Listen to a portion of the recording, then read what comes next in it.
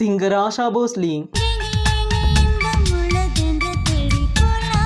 இசைஞானி இளையராஜா சாரால தமிழ்ல அறிமுகப்படுத்தப்பட்ட இவங்க 20 லாங்குவேஜஸ்ல 12,000 சாங்ஸ் பாடியிருக்காங்க.